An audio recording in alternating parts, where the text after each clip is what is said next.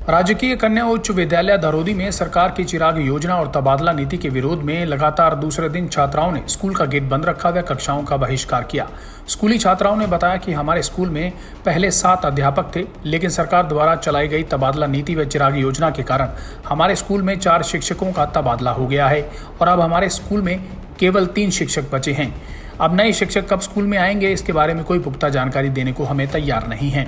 छात्रा स्मृति ने बताया कि राजकीय कन्या उच्च विद्यालय धरोदी में 6ठी से 10वीं कक्षा तक लगभग 126 छात्राएं पढ़ती हैं और शिक्षक सिर्फ 3 हैं।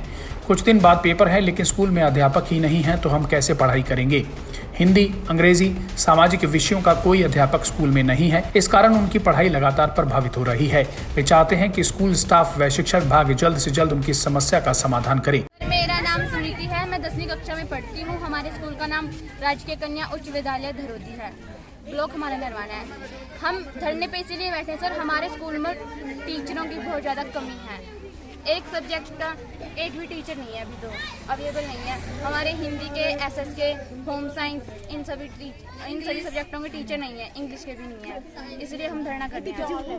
कितने दिन से नहीं है सर? 1 महीना होने वाला लगभग। तो पढ़ाई कैसे कर रहे हो? पढ़ाई हो ही नहीं रही है सर। एडजस्टमेंट बोल रहे हैं टीचर करो, एडजस्टमेंट हमसे होता नहीं है। छात्राओं ने सरकार द्वारा चलाई गई नई योजना पर रोष प्रकट करते हुए आगे कहा कि सरकार नई योजनाएं लाकर सरकारी स्कूलों को बंद करना चाहती है, जिसका नुकसान जरूरतमंद परिवारों के बच्चों को उठाना पड़ेगा। वहीं शिक्षकों की कमी से 2 दिन से लगातार धरने पर बैठी छात्राओं का मामला जब उच्चाधिकारियों तक पहुंचा तो खुद बीईओ डॉक्टर ज्योति शोकंद मौके पर पहुंची। डॉक्टर शोकंद ने धरने पर बैठी छात्राओं से बातचीत करते हुए कहा कि सरकार की योजना के तहत सभी स्कूलों से शिक्षकों के तबादले हो रहे हैं। शिक्षा विभाग द्वारा अगले कुछ दिनों में सभी स्कूलों की समस्याओं को दूर किया जाएगा।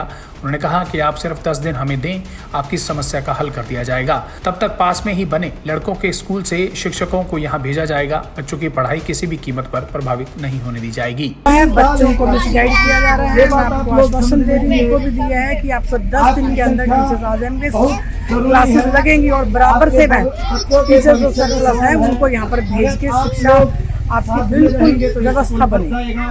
नरवाना की हर स्कूल कैसे है? देखो, ट्रांसफर पॉलिसी में एक बार तो होता है। शिक्षा विभाग बहुत बड़ा है, ऊपर ही उसकी पूरी प्रोसेस चल रही है। सेकंड है, उसमें भी टीचर्स ऑलमोस्ट पूरे हो जाएंगे। मैं विश्वास दिला रही हूँ, टीचर्स आएंगे, कोई स्कूल खाली नहीं रहेगा।